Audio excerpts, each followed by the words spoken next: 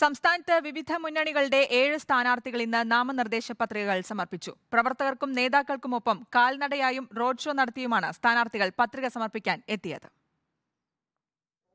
പത്തനംതിട്ടയിലെ LDF സ്ഥാനാർത്ഥി TM Thomas Isaac നാമനിർദ്ദേശ പത്രിക സമർപ്പിക്കാൻ എത്തിയത് തുറന്ന വാഹനത്തിൽ.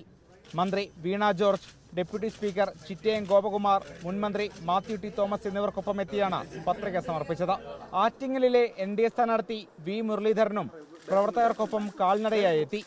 ADM മുമ്പാകെ പത്രിക സമർപ്പിച്ചു. ചാലക്കുടിയിലെ LDF സ്ഥാനാർത്ഥി C Ravindranath Ernakulam ADM ASHA C എബ്രഹാമിന് മുൻപാകെ നാമനിർദ്ദേശ പത്രിക സമർപ്പിച്ചു. മന്ത്രി P രാജീവ്, മുൻമന്ത്രി ജോസ് തെറ്റയിൽ അടക്കമുള്ളവർ ഒപ്പമുണ്ടായിരുന്നു. മലപ്പുറത്തെ LDF സ്ഥാനാർത്ഥി V വസീഫും നാമനിർദ്ദേശ പത്രിക സമർപ്പിച്ചു. കോഴിക്കോട്ടെ UDF സ്ഥാനാർത്ഥി MK രാഘവനും ഇന്നാണ് പത്രിക സമർപ്പിച്ചത്. എറണാകുളത്തെ NDA സ്ഥാനാർത്ഥി KS രാധാകൃഷ്ണൻ എറണാകുളം ജില്ലാ കളക്ടർ മുൻപാകെയാണ് പത്രിക നൽകിയത്.